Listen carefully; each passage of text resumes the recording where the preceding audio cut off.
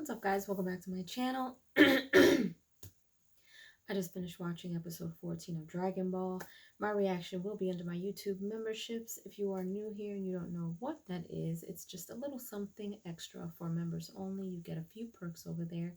And I've got two levels of memberships over there. Level 1 is for $2.99. You get priority replies from me, special polls and live streams. Level 2 is for $4.99, and you get everything that level 1 has. Plus, you get all of my reactions to all the shows that I watch, any movies I watch, and all of my uncut try not to laughs. So in this episode, we see that the continuation of Goku and the crew parting their ways. I should have known that something was going to happen, because this wasn't just going to be something crazy is always happening, right? So Goku is making his way to Master Roshi's house, and the rest of the crew, Yamcha and them, they're making their way to the city. But something happens to their plane, and they get them crashing in the middle of what looks like a jungle or something. They don't know where they are, and of course Bulma is being so dramatic. Like, she's like, why do we have to be here? And that was the last capsule that they have, so they have no other transportation at this point. They have nothing. They are on foot. Nothing. Goku finally makes his way to Master Roshi's house. When he gets there, I should have known that this was not going to be the last of me seeing the craziness that is so far Dragon Ball. So Master Roshi is found in his living room watching TV, and on the TV there are these two girls doing exercises or aerobics, and he is such a creeper. He's like, they show what he's looking at, and I'm just like, what? Like, Master Roshi is a little creeper. I'm telling y'all, he is such a creep. He is such a creep. So Goku's like, oh, okay, like, he doesn't know what's going on. Like, he's so oblivious, naive, and so innocent. Like, he doesn't see what's happening, really. So anyway, he goes there and he's telling Master Roshi he's hungry. So Master Roshi's like sending him to the fridge while he's still watching the aerobics. And so he goes and he literally eats everything that's in his fridge, right? So by the time Master Roshi is done, he goes to the kitchen and sees that he has torn up his refrigerator and eaten up all his food. So then he's like, why are you here? So Goku's like, well, I come to learn martial arts so I can be stronger than you. So, I can, do whatever I have to do, right? So he's just like, okay, well, he sends him on this hunt. In order for him to give him lessons, he has to bring him back a girl. And this whole episode, I'm like, what lesson is he trying to teach him?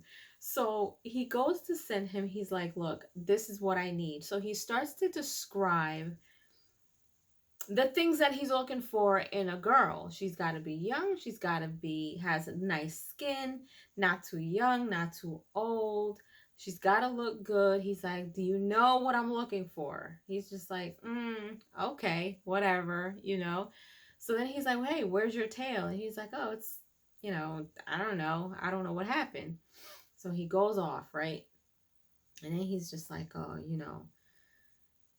that's a strange little boy. And I'm just like, I know he ain't talking about somebody being strange. So anyway, while Goku is gone, he's sitting there getting ready. He puts a suit on.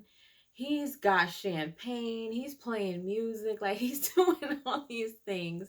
So then he's patiently waiting. So Goku ends up coming back home, right? And when he goes outside to see who he brought, it was this girl that was probably almost as big as the island that his house is sitting on. She looks like a bodybuilder. She showed up with 2 dumbbells. Like, it was so funny. And he's like, oh my God, this is so not what I was looking for.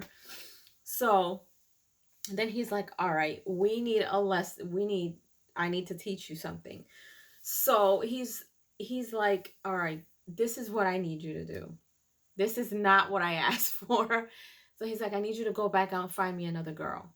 So he's showing him these 2 pictures. One of them looks, hair all matted, and she didn't look as attractive as the other girl. The other girl looked like a bit of a model. So he's asking him which one is prettier. And he's looking at both. He's like, I don't know. They're both the same to me. I like them both. And he's like, clearly, you don't get it. So he's like, look, bring me this one. So he goes out and he brings back another girl.